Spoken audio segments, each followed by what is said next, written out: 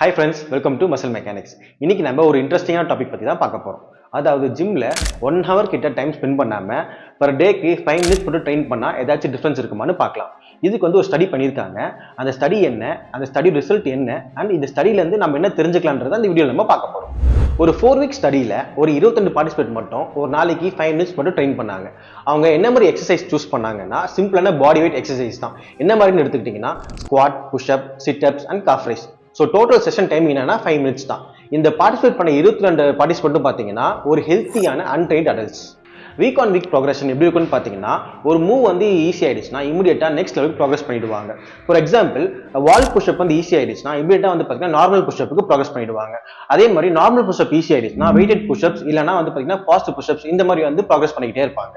இதோட ரிசல்ட்டை பார்த்தோம்னா ஜஸ்ட் 4 weeksல அவங்க ஓவரால் ஸ்ட்ரென்த் வந்து பார்த்தீங்கன்னா ஒரு 10 to 12% இன்க்ரீஸ் ஆயிருக்கு. அதே மாதிரி அவங்க ஃபிளெக்சிபிலிட்டி இம்ப்ரூவ் ஆயிருக்குன்னு சொல்றாங்க. அண்ட் 4 weeks முடிவில் ஸ்டெப் கவுண்ட் டெஸ்ட் எடுத்து பார்த்தப்போ அவங்க ஹார்ட் ரேட்டும் குறைஞ்சிருந்தது. அதே மாதிரி அவங்களோட எஃபர்ட்ஸ் வந்து பார்த்தீங்கன்னா சேம் அமௌண்ட் ஆஃப் ஒர்க்குக்கு முன்னைய விட கம்மியாயிருக்கு. இதுல ரொம்ப முக்கியமான விஷயம் என்னன்னு பார்த்தீங்கன்னா இதுல பார்ட்டிசிபேட் பண்ண கிட்டத்தட்ட 83% ஆஃப் பார்ட்டிசிபேட் வந்து பார்த்தீங்கன்னா அந்த 4 weeks அப்புறமும் கூட அவங்க ஒர்க் அவுட் ரொட்டீனை கண்டினியூவா ஃபாலோ பண்ணியிருக்காங்க. அவங்க மென்டலி அண்ட் பிசிக்கலி வந்து பார்த்தீங்கன்னா ரொம்ப பாசிட்டிவா ஃபீல் பண்றதாகவும் ரிப்போர்ட் பண்ணியிருக்காங்க. இந்த ஸ்டடியோட ரிசல்ட்ல நம்ம எக்ஸ்பெக்ட் பண்ண மாதிரி body weight, muscle mass, blood மார்க்கர்ஸ்ல எந்த வித சேஞ்சஸும் இல்லை. இது எக்ஸ்பெக்ட் பண்ணது தான்.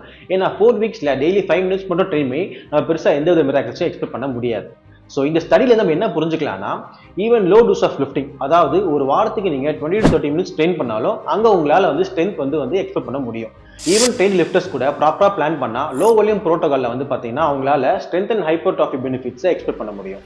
இந்த ஸ்டடிக்குன்னு ஒரு சில லிமிடேஷன்ஸ்லாம் இருக்கு. அதாவது வெறும் 22 பார்ட்டிசிபென்ட் 4 வாரம் தான் ட்ரெயின் பண்ணியிருக்காங்க.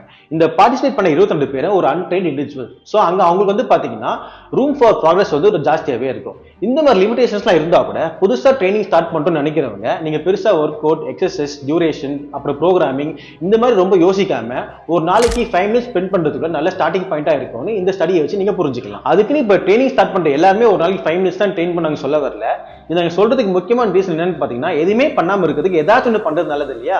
சோ அதனால ஒரு நாளைக்கு நீங்க அட்லீஸ்ட் 5 minutes ட்ரெயின் பண்றது, அதாவது ஏதாவது சின்ன சின்ன மூவ்மெண்ட் ட்ரெயின் பண்றதே வந்து உங்களுக்கு ஒரு ஹேபிட் வந்து கிரியேட் பண்ணும். ஒன்ஸ் ஹேபிட் ஃபார்ம் ஆயிடுச்சுன்னா அதுல இருந்து நீங்க கன்சிஸ்டன்டா இருக்கிறதுக்கு அது ஹெல்ப் பண்ணும்.